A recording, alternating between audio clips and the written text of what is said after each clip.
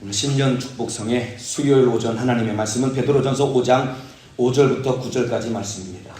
성경을 찾으시고 뒤에 스크린에도 본문이 뜰 겁니다. 성경을 읽어주시는 분과 함께 큰 소리로 오늘 여러분의 목소리로 읽는 겁니다. 함께 합독하여 읽겠습니다. 시작! 젊은 자들아, 이와 같이 장로들에게 순복하고 다 서로 겸손으로 허리를 동이라. 하나님이 교만한 자를 대적하시되 겸손한 자들에게는 은혜를 주시리라.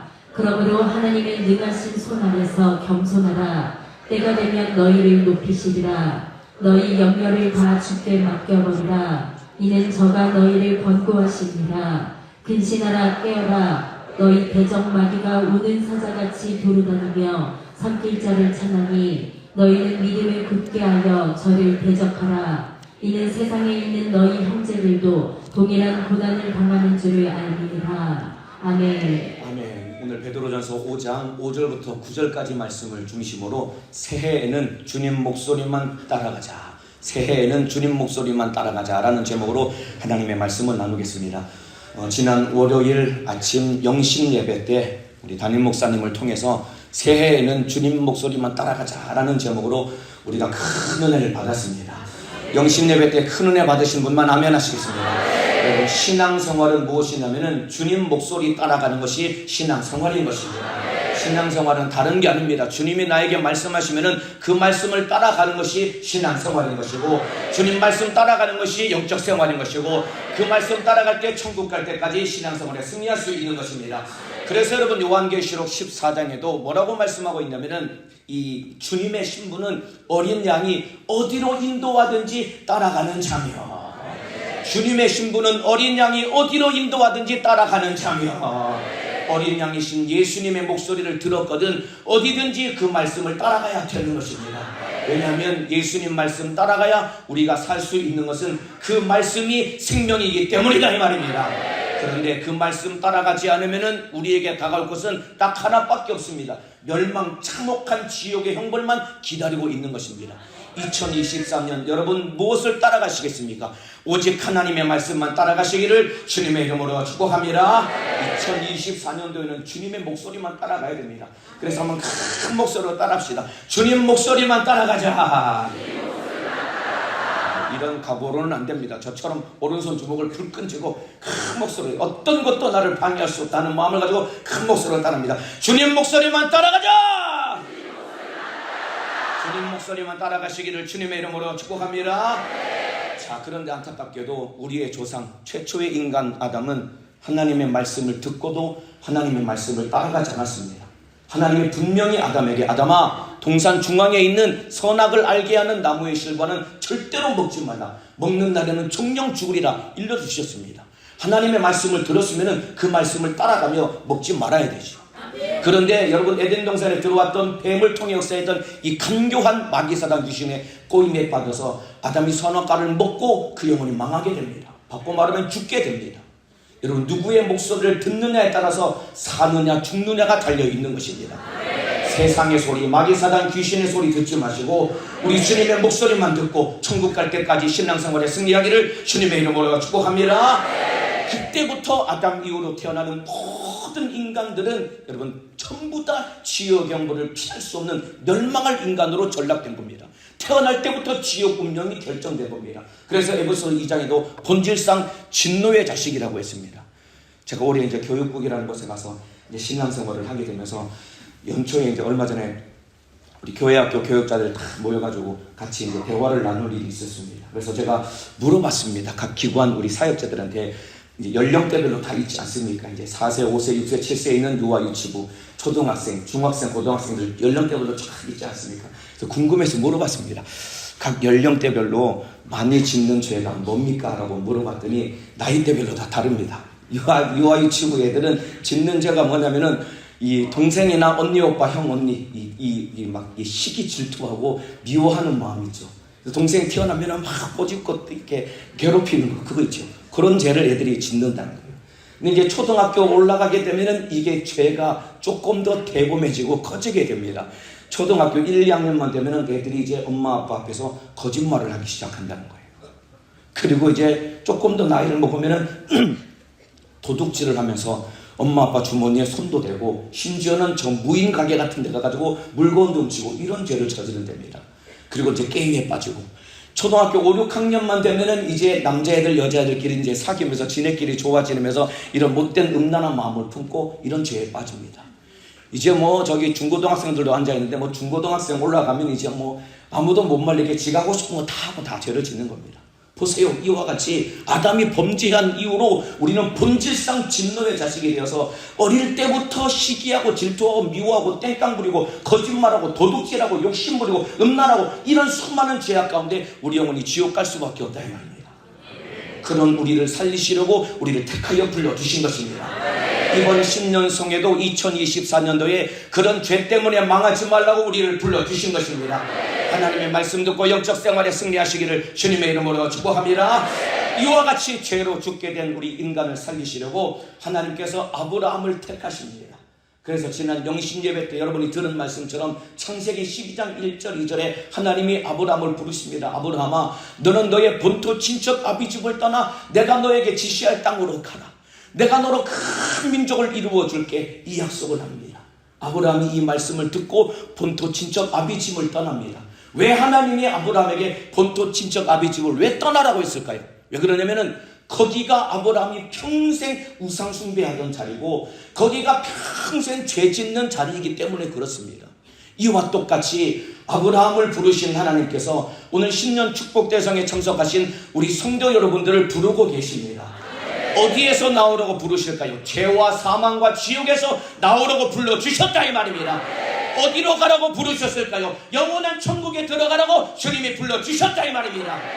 2024년도 참으로 내가 죄 짓는 자리, 그리고 참으로 하나님의 말씀에 불순종했던 그 자리에서 나와서 아브라함이 하나님의 말씀을 듣고 하나님의 말씀을 따라갔던 것처럼 천국 갈 때까지 주님 말씀 듣고 순종하는 우리 모든 성도 여러분들 되시기를 주님의 이름으로 축복합니다. 하나님의 말씀을 따라가야 된다 이 말입니다. 2024년도 새해가 시작되었습니다. 작년까지 여러분이 머물러 있었던 그 죄 짓는 자리, 육신의 소욕과 정욕을 쫓아 살았던 자리, 음란하고 욕심을 품고 참으로 타락했던 자리, 타성에 젖고 게으르고 나태하며 하나님의 뜻과 상관없이 살았던 그 자리에서 나와야 된다.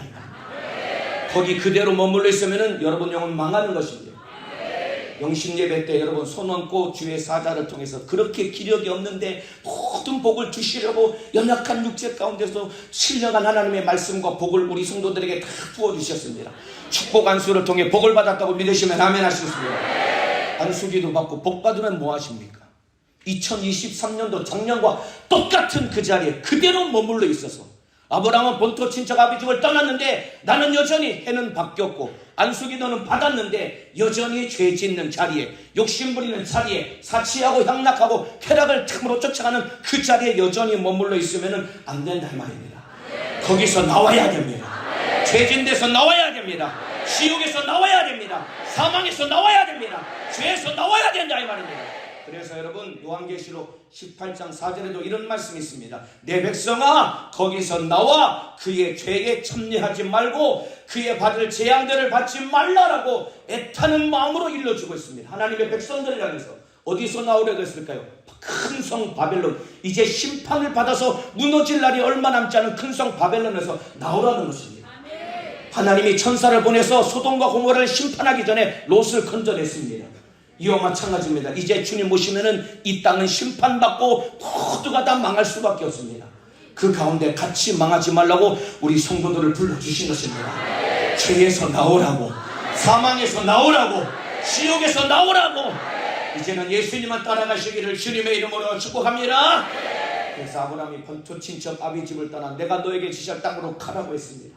아브라함이 하나님이 보이지도 않았을 텐데 하나님의 말씀을 듣고 그 믿음을 가지고 하나님을 따라갑니다. 따라갔는데 여러분 그 길이 평탄했을까요? 아닙니다 여러분들. 지난 월요일에도 여러분이 들었을 테고 어제도 들은 것처럼 약속의 땅, 하나님이 지시한 땅, 가나안 땅에 갔습니다. 그런데 그 땅에 기근이 닥친 거예요. 기근이라는 것은 여러분 비가 안 내리고 흉년이 들어가지고 먹을 것이 없이 참으로 굶어 죽을 지경에 처하게 된 것입니다. 이때 아브라함이 사람의 머리를 써서 여러분 잔머리를 굴려가지고 애굽에 갔다가 큰 낭패를 당한 것입니다. 저와 여러분도 마찬가지입니다. 예수 믿고 이제 죄와 사망과 지옥에서 나오겠다고 예수를 믿었는데, 그리고 하나님 말씀 따라가겠다고 결단을 했는데, 아마 2023년 4년도 한 해에도 여러분의 인생 가운데 수많은 어려운 문제들은 들이닥칠 것입니다. 그럼에도 불구하고 예수님을 따라가야 된다는 말입니다. 힘들고 어렵다고 아브라함과 같이 여러분 애굽에 내려가서는 안 되는 것입니다. 주님 따라가는 믿음의 사람 되기를 주님의 이름으로 축복합니다.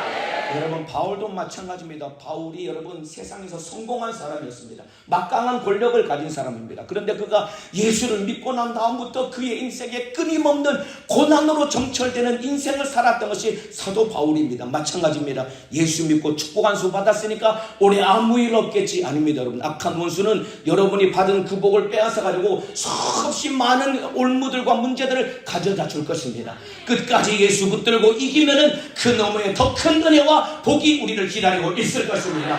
예수 붙들고 이기며 승리하시기를 주님의 이름으로 축복합니다. 세상으로 돌아가서는 안 되는 겁니다. 예수님께 붙어 있어야 된다는 말입니다.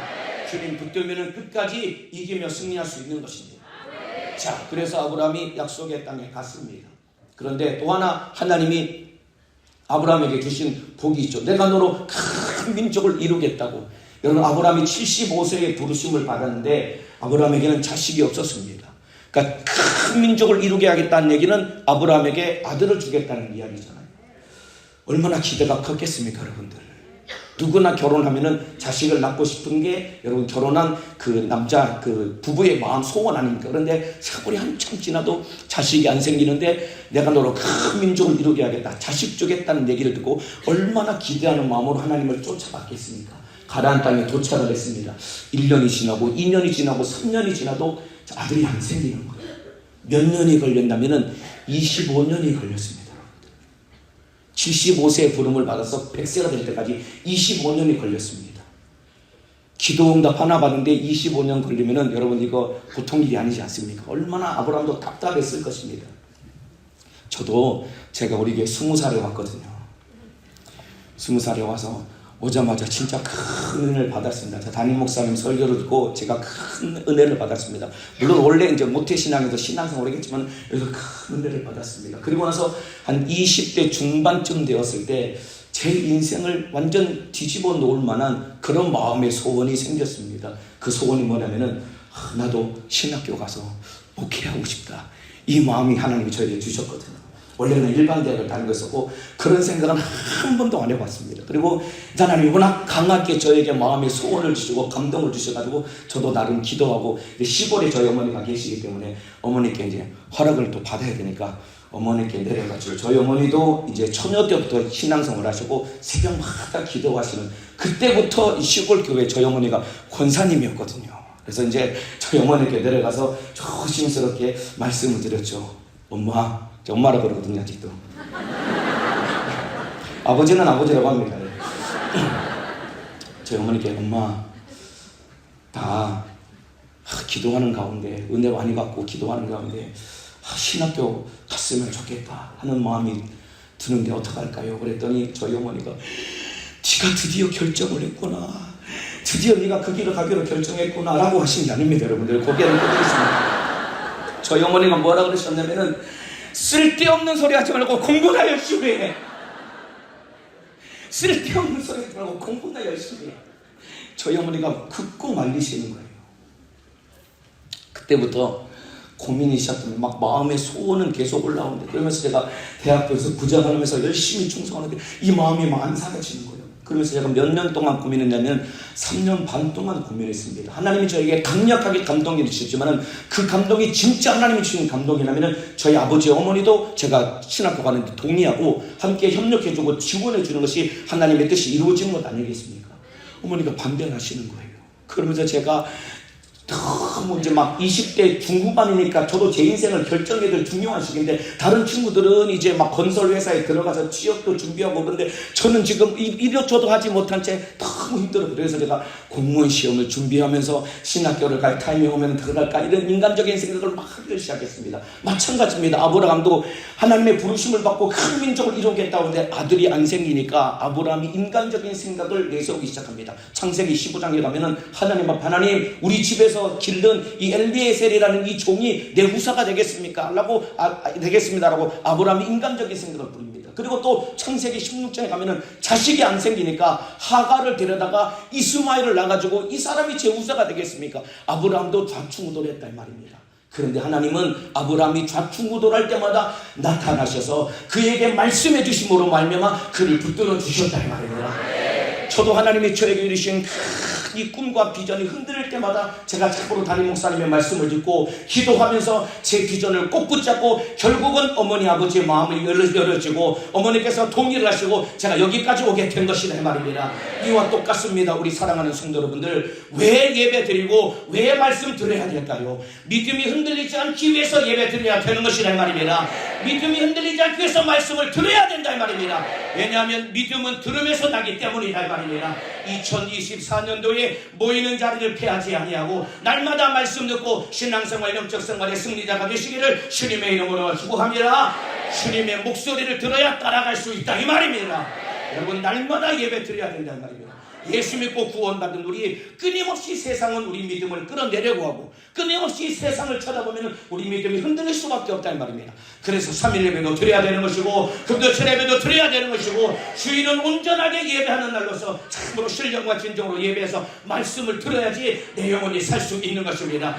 2024년도에 모이는 자리를 피하지 말고 하나님의 말씀을 듣고 그 목소리만 따라서 천국 갈 때까지 신앙생활에 승리하기를 주님의 이름으로 축복합니다. 아브라함도 이게 막 응답이 안 되니까 막 좌충우돌하는 가운데 결국은 하나님이 그 마음을 붙들어 주셔서 결국은 아브라함이 100세가 되었을 때 아들을 낳습니다. 그리고 그 이름을 이삭이라고 짓습니다. 이삭이라는 이름의 뜻은 웃음입니다. 웃음. 그러니까 우리말로 치면은 아마 기쁨이겠죠. 아들 이름이 기쁨인 거예요. 아브라함이 그 아들을 낳고 얼마나 좋아했겠습니까?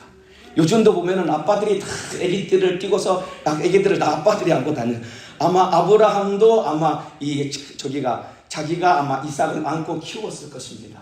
얼마나 100세 얻었으니까 증손 잡을 나이에 아들을 얻었으니까 얼마나 좋았겠습니까? 맨날 아브라함이 안고서 키웠을 것입니다. 그렇게 애지중지 키웠던 그 아들 독자 이삭, 몇 년의 시간이 지났을는지는 모르겠지만은 대략 한 20여 년 정도 되지 않을까 싶습니다. 창세기 22장에 가니까 하나님이 오랜만에 다시 아브라함에게 나타나셔서 말씀을 하십니다. 뭐라고 말씀하시냐면은 천천병력과도 같은 도저히 믿어지지 않는 말씀을 아브라함에게 하나님이 하십니다. 뭐라고 말씀하시냐면, 아브라함아, 네 독자 이삭 있지?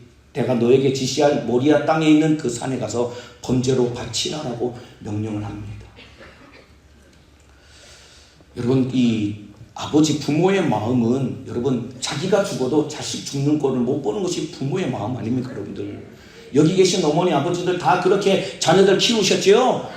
이게 부모의 마음 아닙니까? 그런데 하나님께서 아브라함에게 그 아들을 바치라고 합니다. 그런데 놀랍게도 아브라함이 그 얘기를 듣고 창세기 22장 3절에 가면은 단 한순간도 그가 주저하지 않고 바로 그 다음날 아침 일찍 새벽에 모든 채비를 끝마치고 종들과 함께 독자 이삭을 데리고 번제 태울 불을 들고 모리아산으로 갑니다. 3일간 거쳐서 이제 종들은 밑에다 내려놓고 이삭과 단둘이 산에 올라갑니다.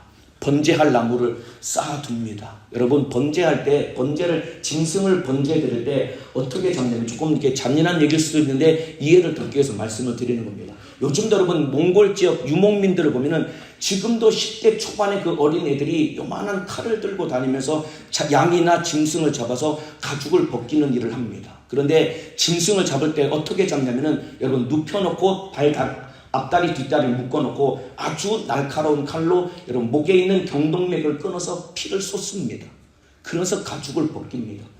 그래 각을 다 떠가지고 한 옷도 남김없이 다 태우는 것이 번제입니다. 하나님이 아브라함에게 자기 아들 이삭을 번제로 바치라고 한 겁니다. 산에 올라가서 이삭이 묻죠. 아버지, 나무도 있고 불도 있는데 번제할 제물은 어디 있습니까? 라고 물을 때 아브라함이 하나님께서 준비해 놓으셨다라고 말했지만은 그러나 이삭을 앉혀놓고 아브라함이 솔직하게 얘기했을 겁니다. 이삭아, 아들아, 하나님이 나한테 이만저만 이렇게 말씀하셨다. 너를 번제로 드려야 될 것 같다. 놀랍게도 이삭이 그걸 받아들입니다. 나무에다 얹혀놓고 팔다리를 묶습니다. 아마 그 아들을 뒤에서 끌어안았을 겁니다. 왜냐면 턱을 잡아야 되니까 이렇게 턱을 잡고 칼을 들고 아마 목에다 댔을 겁니다. 힘만 주면은 이제 끊어지려고 하는 그 순간에 하나님이 아브라함을 부릅니다. 아브라함아, 아브라함아, 하나님이 부릅니다. 그러면서 뭐라고 말씀하시냐면은 창세기 22장 12절입니다. 네가 네 아들 내 독자도 내게 아끼지 아니하였으니 내가 이제야 네가 하나님을 경외하는 줄을 내가 아노라. 여러분, 하나님을 경외하는 것은 하나님 말씀에 순종하는 것이 하나님을 경외하는 것입니다. 하나님 목소리를 따라가는 것이 하나님을 경외하는 것입니다. 2024년도에 하나님을 경외하는 우리 성도들 되시기를 주님의 이름으로 축복합니다. 하나님의 목소리가 들려오는 그 말씀을 따라가는 믿음의 사람 되시기를 주님의 이름으로 축복합니다. 그 아버지의 마음이 어떠했겠습니까, 여러분들? 이삭을 여러분 번제로 바칠 때 어떠했겠습니까? 여러분, 아브라함, 하나님이 아브라함 이삭을 주는데 25년이 걸렸습니다. 하나님이 하시고자 하면 언제든지 주실 수 있었겠죠. 그런데 왜 그렇게 25년이나 걸려가지고 이삭을 주셨을까? 왜냐하면 그 25년이라는 세월 동안 하나님이 아브라함의 믿음을 훈련시켰단 말입니다. 아브라함의 믿음이 완성되었을 때 하나님은 독자 이삭을 주셨을 뿐만 아니라 그 믿음 속에는 어떤 믿음이 있었냐면 하나밖에 없는 아들을 번제로 드릴 그 믿음까지도 아브라함 속에는 들어 있었던 것이다 이 말입니다. 이해가 되시면 아멘 하시겠습니다. 25년이나 더뎠던 것은 아브라함을 통해서 독자 이삭을 번제로 바치는 그 믿음이 가질 때까지 하나님이 기다리신 것이다 이 말입니다. 우리 성도 여러분들 마찬가지입니다. 기도할 때 더디다고 응답이 더디다고 낙심할 필요는 없는 것입니다. 더디다고 위기소침할 필요는 없는 것입니다. 여러분, 신앙생활하고 순종하는 그 길이 힘들고 어렵고 참으로 앞길이 깜깜한 터널을 통과하는 것 같이 어려운 것 같을지라도 그 가운데 하나님의 뜻과 섭리는 내게 이루어지는 것이고 시간이 아무리 흘러갈지라도 순종하는 길에 서 있으면 그 시간은 헛되지 않은 것이다 이 말입니다. 이해가 되시면 아멘 하시겠습니다. 여러분들이 예배 드리고 기도하고 직분을 감당하고 충성하고 신앙생활하는데 힘들다, 어렵다, 내가 과연 잘 가는 것인가, 내가 이렇게 하는 것이 맞는 것인가, 여러분 아무리 힘들고 그럴지라도 주님 말씀 붙잡고 순종의 길에 서 있으면 주님이 앞길을 테러와 같이 열어주실 것이다 말입니다. 더디다고 낙심하지 말고 참으로 끝까지 주님 붙들고 이기시기를 주님의 이름으로 축복합니다. 하나님이 아브라함 마지막에 이 믿음을 주시려고 그렇게 오랜 세월 동안 기다리게 하신 겁니다. 여러분도 마찬가지 아닙니까? 남편의 문제, 속썩이는 자녀들의 문제, 부모 형제들의 문제, 질병의 문제, 가난의 문제, 기도했는데 왜 이렇게 응답이 없지?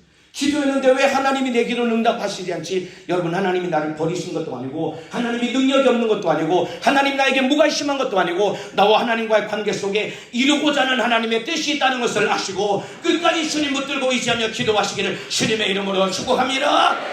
자, 이삭을 바친 아브라함에게 하나님이 그를 통해 장차 인류를 구원할 구세주가 오실 것을 약속을 해주십니다. 창세기 22장에 우리를 구원하실 예수가 오실 것을 엄청난 그 약속을 창세기 22장에 기록하고 있습니다. 제가 읽어드리겠습니다. 창세기 22장 16절 이하입니다. 가라사대 여호와께서 이르시기를 내가 나를 가리켜 맹세하노니, 하나님이 자기를 가리켜 맹세했답니다. 왜냐하면 하나님보다 크신 분이 없으니까 하나님이 맹세하실 때는 자기 자신을 가리켜 맹세한 겁니다. 이 말은 내가 이 약속 너를 위해서 반드시 이루어줄게, 이 말씀인 겁니다. 내가 나를 가리켜 맹세하노니 네가 이같이 행하여 네 아들을 내 독자를 아끼지 아니하였은즉 내가 내게 큰 복을 주고 내 씨로 크게 성하여 하늘의 별과 같고 바닷가의 모래와 같게 하리니 내 씨가 그 대적의 문을 얻으리라.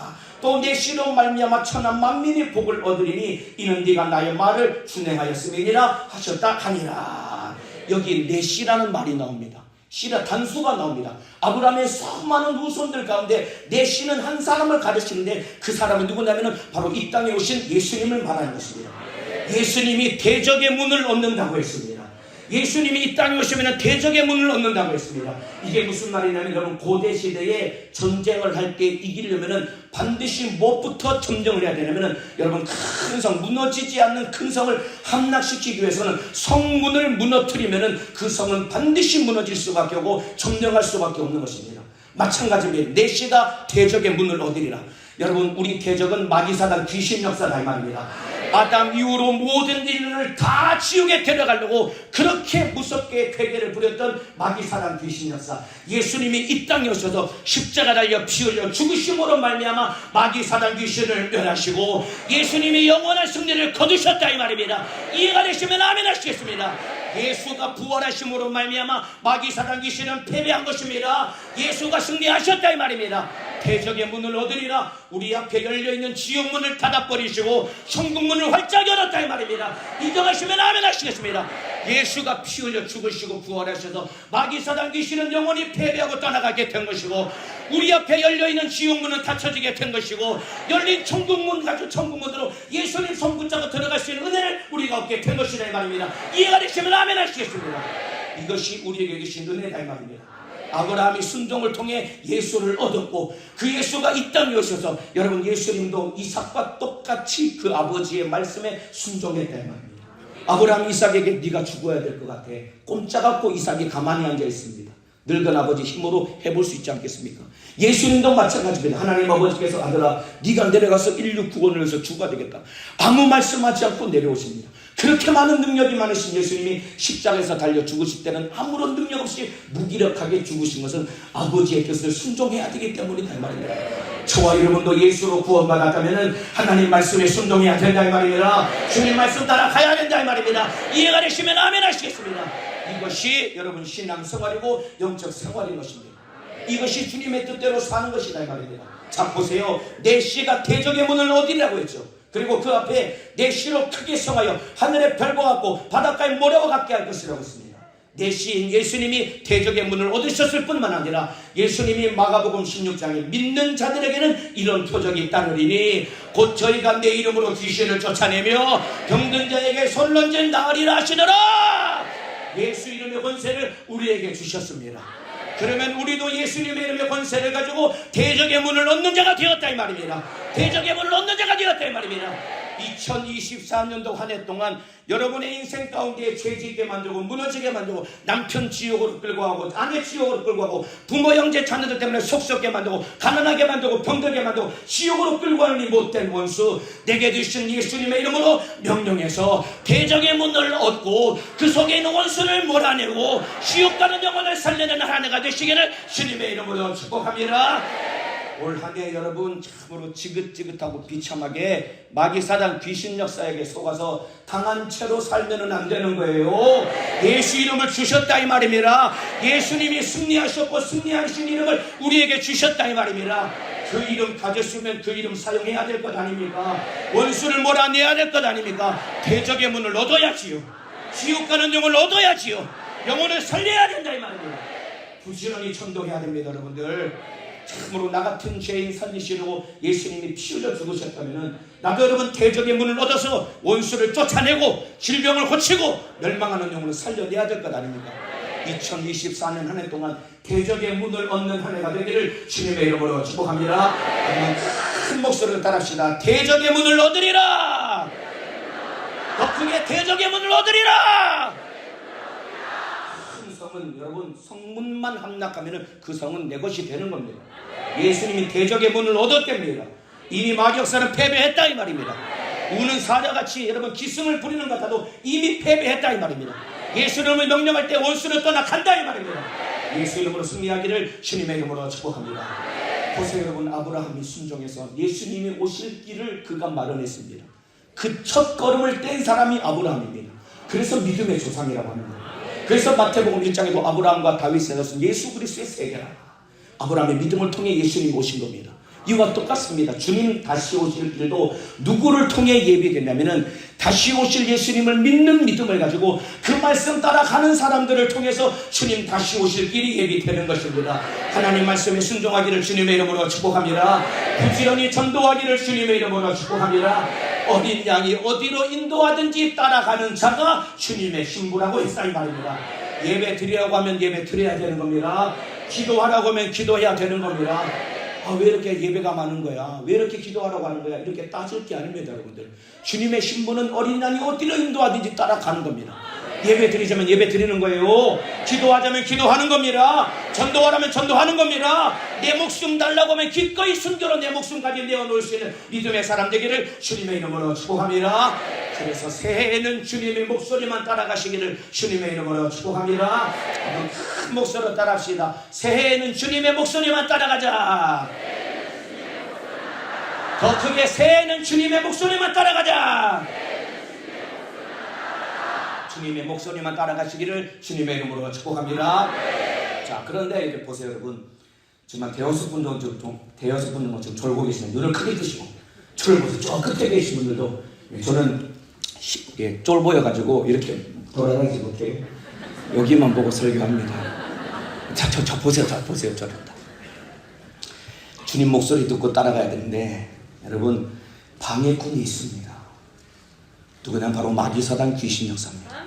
오늘 읽은 본문에 근신하라 깨어라 너희 대적 마귀가 우는 사자같이 두루다니며 산길자를 찾나니 마귀 역사가 우는 사자같이 두루다니며 산길자를 찾고 있답니다. 그 원수가 어디 있을까? 지금 여기도 있는 것입니다. 은혜 받으러 왔고 말씀 들으러 왔는데 자꾸만 졸게 만들고 딴 생각하게 만들어서 은혜 못 받게 만들어 지금 우는 사자가 지금 산길자를 찾듯이 여러분을 지금 호시탐탐 기회를 노리고 있는 것입니다. 눈을 크게 뜨시고 마귀역사에 속지 마시고 오늘 큰 은혜 받으시기를 주님의 이름으로 축복합니다. 자, 우는 사자가 왜 두루 삼킬자를 찾고 다닐까요? 왜냐하면 지옥으로 끌고 가려고, 하나님 말씀에 불순종하게 만들고. 그러면은 어떻게 만들어서 우리를 불순종하게 할까요? 이 우는 사자가 어떻게 우리를 집어삼키려고 할까요? 오늘 읽은 본문의 두 가지입니다. 첫 번째는 교만이고 두 번째는 염려입니다. 여기 젊은 자들아 장로들에게 순복하라. 그리고 하나님이 교만한 자를 대적하시고 겸손한 자에게 은혜를 주신다고 했습니다. 하나님이 제일 싫어하는 것이 교만입니다. 이게 누구로부터 하느냐? 마귀사단 귀신으로부터 온 것이다 이 말입니다. 교만해서 불순종하게 만든다 이 말입니다. 그리고 7절에도 여기 보면은 너희 염려를 주께 맡겨버리라. 염려가 있으면은 신앙생활, 영적생활 하지 못하고 주저앉는 것입니다. 염려를 누가 줄까요? 마귀사단 귀신 역사가 주는 것이다 말입니다. 그러니까 교만과 염려, 이게 우는 사자 같은 마귀사단 귀신이 우리를 집어삼키려는 간교한 사단의 전략이다 이 말입니다. 우리도 모르게 들어가서 저놈이 교만과 염려로 우리 영혼을 망가뜨리는 것이다 이 말입니다. 보세요, 마귀는 얼마든지 우리 잘 되게 만들고 잘 나가게 만들 수 있습니다. 왜냐하면 모든 천하 영광이 이 마귀의 손에 들어갔으니까 우리 얼마든지 잘 되게 만들고 잘 나가게 만들 수 있습니다. 그 가운데 교만한 마음 딱 하나만 심어주면 우리 영혼 완전히 망하게 되는 겁니다. 또 반대로 어떤 사람에게는 수많은 문제를 막 가져다 주어가지고 아프게 만들고 병들게 만들고 남편 때문에 문제 생기고 자식들 때문에 문제 생겨서 염려가 들어와서 신앙생활, 영적생활 못하겠다 주저앉혀서 참으로 주님 따라가지 못하도록 발목을 잡고 가로막는다 이 말입니다. 2024년도 한 해 동안 교만하지 말고 겸손하기를 주님의 이름으로 축복합니다. 염려하지 말고 주님께 맡기시기를 주님의 이름으로 축복합니다. 여러분, 이렇게 해야 신앙생활에 승리할 수 있는 겁니다. 자, 오늘 읽었던 본문이 베드로전서입니다. 베드로전서는 사도 베드로가 기록한 편지입니다. 자, 베드로라는 사람도 여러분 교만 때문에 무너졌던 사람이고 베드로도 염려 때문에 낭패를 받던 사람이 베드로입니다. 이제 남은 시간 베드로에게만 잠깐 드리고 이제 마치겠습니다. 잘 들어보시길 바랍니다. 누가복음 5장에 가면은 예수님이 베드로를 부르십니다. 밤새 고기 한 마리 못 잡은 베드로, 어부 출신인데도 고기 한 마리 못 잡는 거예요. 해가 떴는데 예수님이 베드로에게 말씀을 하십니다. 깊은 곳에 그물을 던져봐라 라고 말했더니 베드로가 또 착한 나머지 목수 출신인 예수님의 얘기를 듣고 배를 끌고 가서 깊은 곳에 그물을 던졌습니다. 그랬더니 뜻밖의 막 그물이 찢어질 만큼 고기를 건져 올린 겁니다. 그랬더니 베드로가 깜짝 놀라서 주님 앞에 무릎을 꿇고 주님, 저는 죄인입니다. 저를 떠나시옵소서 라고 그렇게 할 때 예수님이 베드로를 사랑하셔서 그를 부르십니다. 뭐라고 말씀하시냐면 베드로야, 이제 너는 나를 따라오너라. 내가 너를 사람 낚는 어부가 되게 하리라. 베드로를 불러주십니다. 이게 무슨 말인지는 몰랐겠지만은 고기 잡는 것보다는 사람 잡는 게 더 좋을 것 같았던 나머지 베드로가 예수님의 말을 듣고 막 따라가기 시작합니다. 그때부터 여러분 베드로가 아마 너무나 행복하고 신이 났을 겁니다. 3년 반 동안 예수님과 함께 따라다니면서 예수님이 가는 곳마다 병 고치고 귀신을 쫓아내고 이적을 행하시는데 보리떡 5개 물고기 2마리로 5,000명을 먹이는 걸 보면서 베드로가 얼마나 그 마음에 막 흥분이 됐겠습니까? 심지어 죽은 자를 살리는 모습을 보면서 이분이 진짜 하나님의 아들이구나라는 것을 생각을 하면서 베드로가 너무 기뻐했다는 말입니다. 그런데 아까 말씀드렸죠. 여러분 잘 나가고 잘 될 때 마귀 사단 귀신 역사는 우리도 모르게 우리 속에 교만한 마음을 우리 안에 심어줄 수 있는 겁니다. 오늘 예배하는 성도 여러분들, 여러분 가정에 우리 남편 그래도 따박따박 월급 들어오고 우리 애들 뭐 크게 속썩이는 것도 없고 그래도 집 한 채 있고 차 끌고 다니면서 내 인생 별 문제 없지 라는 마음 때문에 여러분들이 주님 앞에 겸손하지 못하고 절박한 마음을 갖지 못하면 나도 모르게 여러분 속에 교만한 마음이 틈탈 수 있는 것입니다. 우리 인생 이 땅의 것 아무리 다 가져도 예수 없으면 안 되는 것입니다. 예수로만 살아가시기를 주님의 이름으로 축복합니다. 베드로가 자기도 모르게 교만이 들어옵니다. 그래서 예수님이 예루살렘 가시면은 좌우편에 앉고 싶은 욕심을 그가 가졌습니다. 이제 마지막 예수님이 십자가 지시기 전에 사랑하는 12제자를 앉혀놓고 마지막 최후의 만찬을 예수님이 하십니다. 그러면서 제자들이 들을 때 뜻밖의 충격적인 얘기를 예수님이 말씀하십니다. 뭐라고 말씀하시냐면 아마 너무 서글픈 마음으로 말씀하셨을 것 같아요. 예수님이 얘들아 오늘 밤에 너희가 다 나를 버리고 도망갈 것이야 라고 말씀을 하십니다. 이 얘기를 들은 제자들 의미도 잘 모른 채 너무 두려운 나머지 아무도 말을 못하고 아마 고개를 푹 숙이고 있었을 것입니다. 그때 교만했던 베드로가 가만히 있지 못하고 나섭니다. 뭐라고 나서냐면은 예수님 다른 이놈들은 다 버리고 떠날지라도 저는 절대로 예수님을 부인하지 않겠습니다. 호언장담을 합니다. 그때 예수님이 베드로에게 한마디 더 말씀을 하십니다. 베드로야 오늘 밤에 다 울기 전에 네가 나를 3번 부인할 거야. 일러주십니다. 그 정도쯤 얘기를 들으면은 여러분 무릎을 꿇어야 되지 않겠습니까? 예수님 진짜입니까? 제가 그렇게 비참하게 예수님을 배반할 자입니까? 무릎 꿇어야 되지 않겠습니까? 얼마나 교만했냐면은 예수님 무슨 말입니까? 그런 일은 절대로 저에게 일어나지 않을 겁니다 라고 호언장담을 합니다. 여러분 이게 우리 모습 아닙니까? 예배 시간에 아무리 주의 사자를 통해서 기도하자고 예배 잘 되고 신앙생활 잘하고 해도 여러분 참으로 그 말씀을 하나님의 목소리 듣고 그 말씀 앞에 여러분 무릎을 꿇리십니까? 예배당 문을만 열고 나가면은 그 말씀과 상관없이 내 마음대로 사는 것 아닙니까? 주님의 목소리를 들었거든 그 말씀 앞에 무릎 꿇리시기를 주님의 이름으로 축복합니다. 자 그러면서 예수님이 베드로를 사랑하셔서 한 번 더 그에게 기회를 주십니다. 다 흩어진 다음에 베드로, 요한, 야고보 3명만 데리고 예수님이 겟세마네 동산에 기도하러 가시는 그 길에 3명의 제자를 따로 데려가십니다. 왜 그랬을까요? 베드로 왜 데려가셨을까요? 너만이라도 나와 함께 기도해서 너만이라도 다른 제자들 다 도망갈 때 나와 함께 있었으면 좋겠다. 왜냐면 예수님도 사람이니까 참으로 사랑하고 아꼈던 제자가 마지막까지 함께 하기를 원했다 이 말입니다. 그런데 그 겟세마네 동산에서 예수님이 무릎을 꿇고 이마에서 흐르는 땀방울이 핏방울이 될 만큼 애절하게 눈물로 기도하는데 베드로가 뭐 했는지 아시죠 여러분들? 앉아서 자빠져서 졸고 앉아 있었습니다.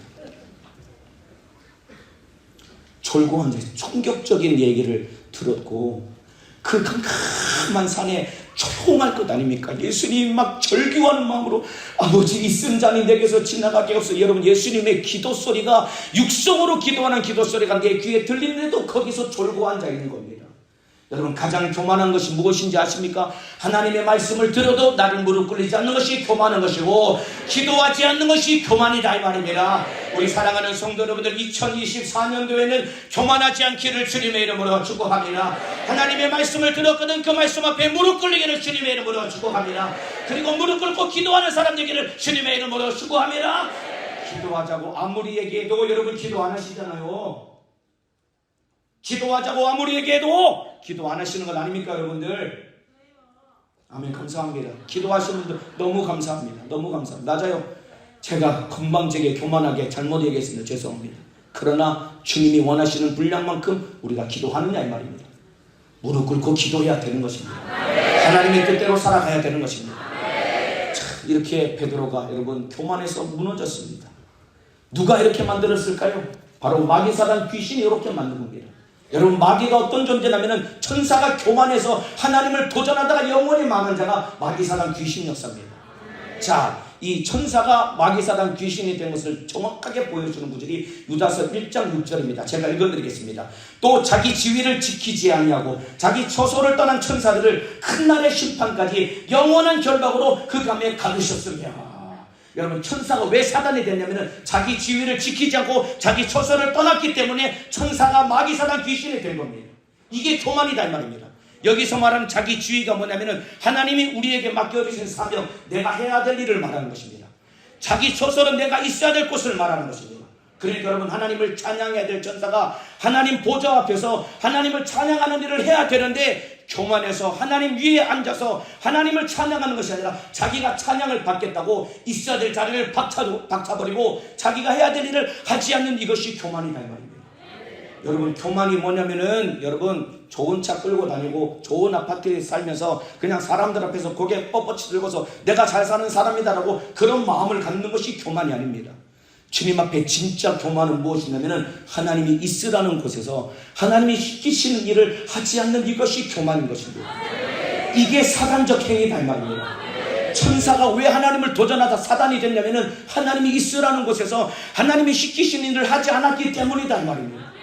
여러분, 겸손은 무엇이냐면은 하나님이 있으라는 곳에서 하나님이 시키시는 일을 하는 것이 그것이 겸손입니다. 여러분이 있어야 될 곳이 어디일까요? 예배하는 자리에 있어야 되는 겁니다. 기도하는 자리에 있어야 되는 겁니다. 전도하는 자리에 있어야 되는 것입니다. 순종하는 자리에 있어야 된다 이 말입니다. 거기서 예배하고 기도하고 충성하고 전도하고 하나님의 뜻대로 사는 이것이 겸손인 것이고 그래야 주님을 따라갈 수 있는 것이다 이 말입니다. 보세요, 아브라함이 여러분 교만하니까 내가 내게 지시할 땅으로 가라 그랬잖아요. 그런데 기근이 닥치니까 애굽으로 갔다 이 말입니다. 있어야 될 자리를 박쳐두고 애굽으로 갔다 이 말입니다. 저와 여러분이 주님 예수 안에 있지 않냐고 세상으로 떠나가는 것이 이게 교만인 것입니다. 2024년도에는 교만하지 않기를 주님의 이름으로 축복합니다. 하나님이 시키시는 일을 해야 되는데 분명히 하나님은 사라와의 관계 속에서 아들을 주겠다고 했는데 인간적인 방법으로 하갈과의 관계 속에서 이스마엘을 낳았으니 이것이 교만이다 말입니다. 여러분, 하나님의 일을 할 때 무릎 꿇고 기도하며 하나님의 뜻을 기다려야지 사람 수단 부리면 안 된다 이 말입니다. 내 생각대로 움직여서는 안 된다 이 말입니다. 우리가 얼마나 교만합니까? 무릎 꿇고 기도하면 하나님의 뜻을 이루어야지. 사람 수단 부리는 것 아닙니까? 2024년도에는 하나님 앞에 겸손하게 무릎 꿇고 순종하시기를 주님의 이름으로 축복합니다. 자, 그래서 6절에 그러므로 하나님의 능하신 손 아래서 겸손하라. 때가 되면 너희를 높이시리라. 하나님의 능하신 손 아래서 겸손하라. 때가 되면 너희를 높이시리라. 하나님의 손 아래서 겸손하면 때가 되면 하나님이 높여주신다고 했습니다.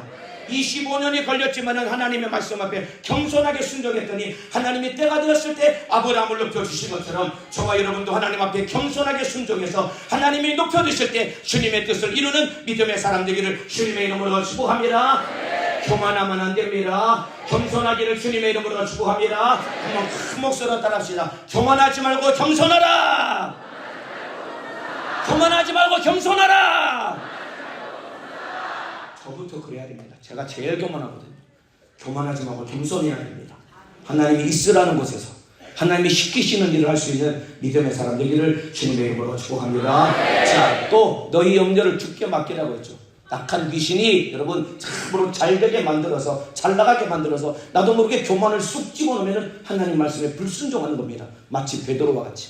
또 악한 원수는 끊임없이 우리 인생 가운데 수많은 문제를 가져다 줘서 염려 때문에 주저앉아서 주님 뜻대로 살지 못하게 이 원수는 괴계를 부리고 방해하는 것입니다. 자, 마태복음 14장 이 언절에 가면은 예수님이 오병이어의 이적을 일으킵니다. 보리떡 5개 물고기 2마리로 5,000명을 먹이십니다. 이때 사람들이 예수님을 임금 삼으려고 합니다. 덩달아 같이 있던 제자들도 같이 막 흥분해서 어깨가 들썩이기 시작합니다. 가만히 내뒀다가는 큰일 날 것 같으니까 예수님이 사람들을 막 흩어보내면서 제자들을 빨리 배를 태워서 바다 건너편으로 보냅니다.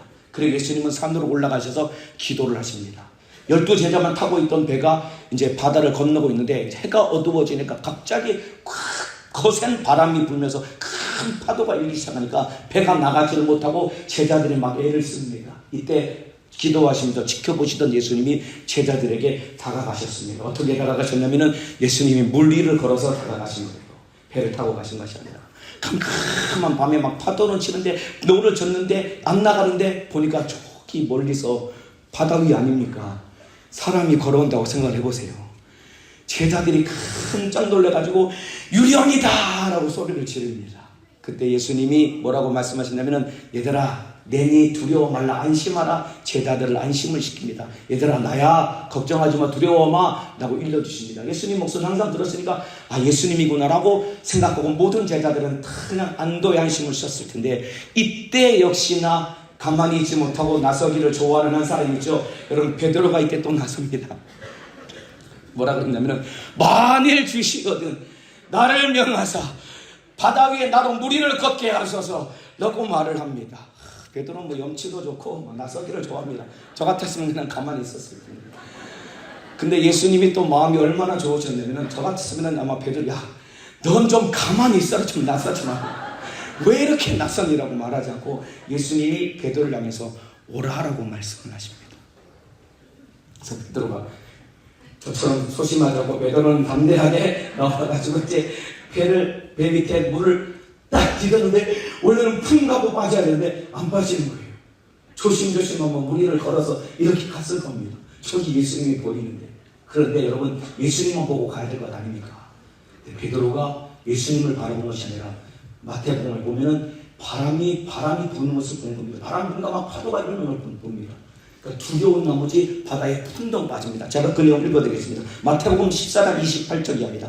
베드로가 대답하여 가로되 주여 만일 주시어든 나를 명하사 물 위로 오라 하소서 한데 오라 하시면 예수님이 오라고 합니다. 베드로가 배에 내려서 물 위를 걸어서 예수께로 가되 바람을 보고 무서워 빠져가는지라. 여러분 예수님이 오라고 하면은 예수님만 보고 따라가야 되는 것입니다. 우리 여러분 예수 믿을 때 우리 예수님만 보고 따라가야 되는 것입니다. 베드로가 바람을 보고 파도를 보니까 무서워서 빠졌다 이 말입니다.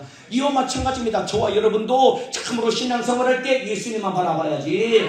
속썩이고 핍박하는 남편 그리고 예수 믿는다고 우상숭배한다고 참으로 괴롭히는 시댁 식구들 속썩이는 자녀 질병과 가난과 문제 그거 바라보면은 내 인생은 무너지고 참으로 망가질 수밖에 없는 것이다 이 말입니다. 끝까지 예수님만 보고 따라가시기를 주님의 이름으로 축복합니다. 신앙생활은 예수만 보고 따라가야 되는 것입니다. 베드로가 파도를 보니까 빠졌다 이 말입니다. 그게 막 허우적거립니다. 막 예수님 저 좀 살려주세요. 그 뒤에 보면은 가로되 참으로 베드로가 소리질러 가로되 주여 나를 구원하소서 하니 예수님이 또 가셔가지고 손을 내밀어 저를 붙잡아 가라사대 믿음이 적은 자 왜 의심하느냐 끌어올립니다. 아마 저 같았으면은 한심해 보일 것 아닙니까? 베드로 고생 좀 하라고 머리채를 잡고 아마 물속에 한 번 더 확 집어넣었을 겁니다. 저 같아요. 심보가 약해. 너 고생 좀 해봐라. 딱 집어넣었다 그냥. 거의 반 실신했을 때쯤에 건져 올려가지고 아마 예수님은 죽은다도 살리시니까 그렇게 뭐 버리장을 뜯어고쳤을 텐데 예수님은 바로 건져 올립니다. 그리고 나서 마지막 32절입니다. 배에 함께 오름에 바람이 그치는지라. 바람이 언제 그쳤을까요? 배에 함께 오름에 바람이 그쳤다는 것입니다. 물에 빠진 자리에서 예수님이 베드로를 건져 올립니다. 그리고 이 베드로와 예수님이 함께 손잡고 물에 빠졌던 자리에서 배까지 걸어갑니다. 배까지 걸어갈 때 여전히 바람은 불고 파도는 치고 있었던 것입니다. 올라가니까 바람이 그쳤다는 것입니다. 마찬가지입니다. 우리 신앙생활 예수님 손 붙잡고 천국 갈 때까지 가는 겁니다. 그런데 끊임없이 주님이 내 안에 계시고 예수 믿고 주님과 함께 갈지라도 언제든지 문제와 고통과 어려움은 우리 인생에 닥칠 수밖에 없는 것이다 이 말입니다. 그런데 예수님 붙잡으면 이길 수 있는 것입니다. 배에 오르니까 바람이 그쳤다는 것입니다. 천국에 들어가야 모든 고난은 끝나는 것이다 이 말입니다.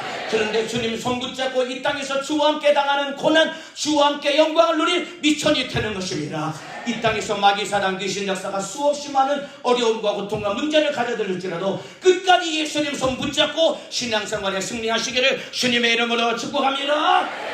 여기 문제없는 사람은 아무도 없을 것입니다. 신방을 다녀보고 교육국에도 와보니까 어려운 문제들을 가진 사람들 너무 많더라고요. 어떤 엄마는 애 때문에 몇 년 동안 자기 몸도 돌보지 못한 채 아이를 보살피고 있는 어머니, 핍박하는 남편 때문에 몰래 신앙생활하면서 충성하는 우리 교사들, 성도들, 속썩이는 자식 때문에 어찌할 수 없어서 그냥 기도만 밖에 할 수 없는 우리 성도 여러분들, 감당 못할 질병을 끌어안고 고통당하는 우리 성도 여러분들, 여러분 혼자 계신 게 아닙니다. 여러분들, 주님이 여러분과 함께하고 계십니다. 문제가 있다고 주님이 나를 기억하지 않는 게 아닙니다. 여러분들, 문제가 있다고 주님이 내 안에 안 계신 것이 아닙니다. 주님은 여전히 내 안에 계시다 이 말입니다. 주님은 여전히 나와 함께 하신다 이 말입니다. 그리고 나와 나를 천국까지 인도하시는 분이다 이 말입니다. 좌절하지 말고 낙심하지 말고 끝까지 예수님 붙들고 승리하시기를 주님의 이름으로 축복합니다. 문제를 만났을 때 염려하지 말고 그거 다 주님께 맡겨야 된다 이 말입니다. 오늘 본문에 너 7절에 너희 염려를 다 주께 맡겨버리라. 이는 저가 너희를 권고하심이니라. 권고하신다는 얘기가 무슨 말이냐면은 주님이 돌봐주신다는 얘기입니다. 주님이 책임져 주신다는 얘기입니다. 문제를 주님께 맡기면 주님이 돌봐주신다 이 말입니다. 주님이 책임져 주신다 이 말입니다. 남편과 아내와 자식들과 부모 형제 질병과 가난과 수많은 문제 내가 끌어안고 내가 염려하면은 여러분 내가 참으로 해결해야 되지만 맡기면 주님이 책임져 주시고 주님이 해결해 주신다 이 말입니다. 여러분의 문제 여러분이 끌어안고 염려하시겠습니까? 아니면 주님께 맡기고 주님이 책임지시는 인생을 사시겠습니까? 염려를 주님께 맡겨야 된다 이 말입니다.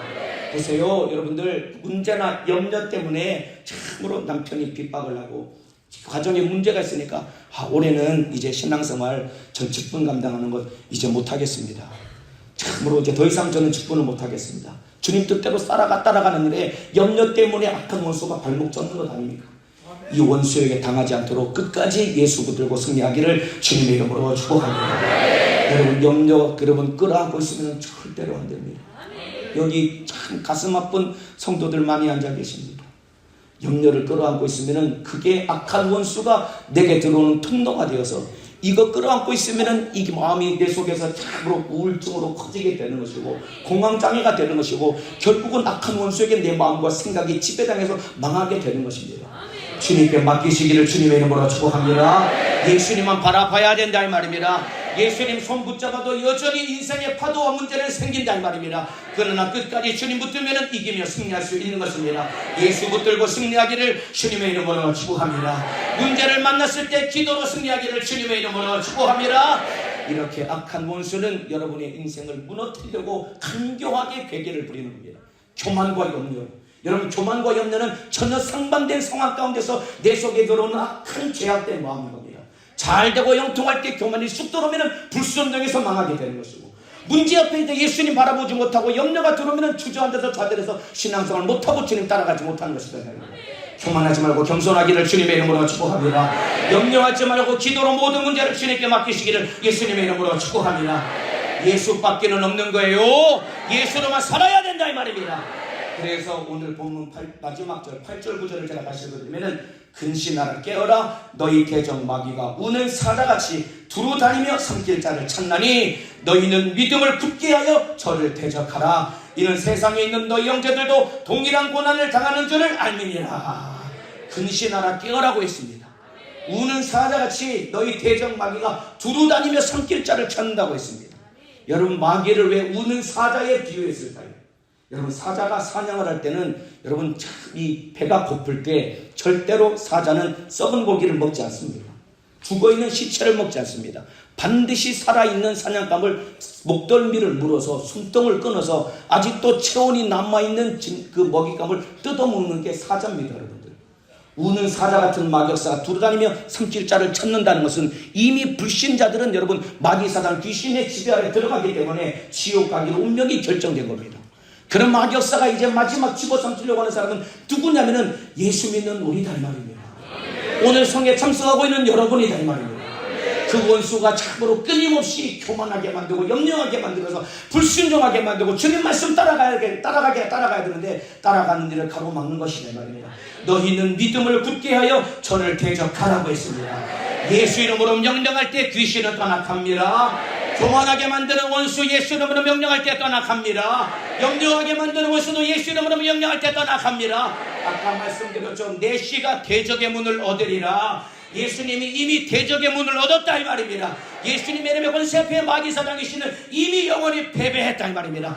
그 이름의 권세를 우리에게 주셨다 이 말입니다. 나에게 주셨다 이 말입니다. 내게 주신 예수 이름으로 명령할 때 원수, 귀신, 질병은 떠나가게 되는 것이고 예수로 승리하게 될 것이다 이 말입니다. 2024년도 한 해 동안 예수님만 따라가기를 주님의 이름으로 축복합니다. 목숨 걸고 기도해야 합니다.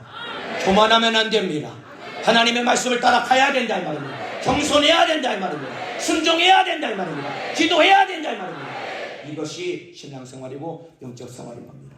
2024년도 올 한 해 예수 붙들고 승리하여서 주님과 함께 천국 갈 때까지 영적 생활의 승리자가 되시기를 주님의 이름으로 축복합니다. 기도하겠습니다. 우리 조용히 두 눈을 감겠습니다. 고개를 번쩍 들고 가슴에 손을 얹겠습니다. 오늘 기도하기 전에 찬양 하나 부르고 기도할 겁니다. 이 주님여 이 손을 꼭 잡고 가셔서 이 찬양 부를 텐데 한번 물어보겠습니다. 솔직하게 대답해 주시기 바랍니다. 눈을 감으시고 천국 가기 원하시는 분만 아멘 하시겠습니다. 내가 가고 싶다고 갈 수 있는 곳이 아니더라고요. 저도 말씀을 들어보니까 성경을 읽어보니까 내가 가고 싶다고 갈 수 있는 곳이 아닙니다. 주님이 내 손 잡아 주셔야 됩니다. 주님만 바라봐야 됩니다. 베드로처럼 바람과 파도를 바라보면 빠져서 세상에서 낙심할 수밖에 없습니다. 주님 손 붙잡아도 여전히 문제는 있을 것입니다. 그런데 주님이 나와 함께 하실 때 이기며 승리할 수 있는 겁니다. 주님 오늘 2024년도 한 해 다시 신앙생활 잘하고 싶습니다. 주님 뜻대로 살고 싶습니다. 아브라함에게 본토 친척 아비 집을 떠나고 말씀하신 것처럼 작년 한 해 그렇게 나를 붙잡고 죄짓게 만들었던 수많은 세상과 육신의 소욕과 정욕에서 나오기를 원합니다. 나올 힘이 없습니다. 주님 내 손 붙잡고 죄에서 나오게 도와주옵소서. 지옥에서 나오게 도와주옵소서. 내 백성아 거기서 나오라고 했다 이 말입니다. 주님 손 붙들어야 된다 이 말입니다. 오늘 진실하게 오늘 주님 손 꼭 붙들고 주님 따라가겠다는 각오와 결단을 가지고 오늘 주님여 이 손을 꼭 잡고 가셔서 함께 찬양합니다. 진실하게 찬양합니다. 주님여 이 손을 주님여 이 손을 꼭 잡고 가소서. 약하고 피곤한 이 몸을 복부 흑암소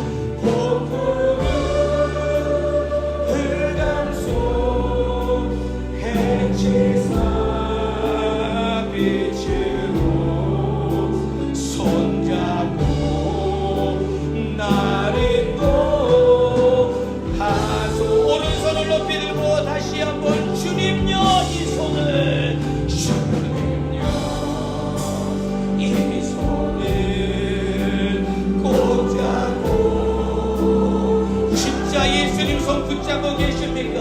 약하고 피곤한 이 몸을 나는 실패할 수밖에 없으나 주님 손 붙들면 승리할 수 있는 것입니다.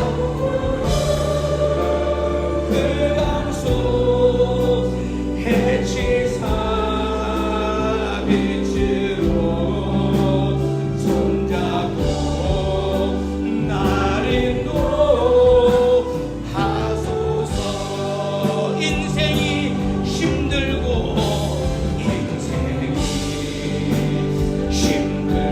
나를 겹칠 때 나니 주님여 날 도와주소서. 주님여 날 도와주소서. 외치는 이 소리 외치는 이 소리 귀히 울리시사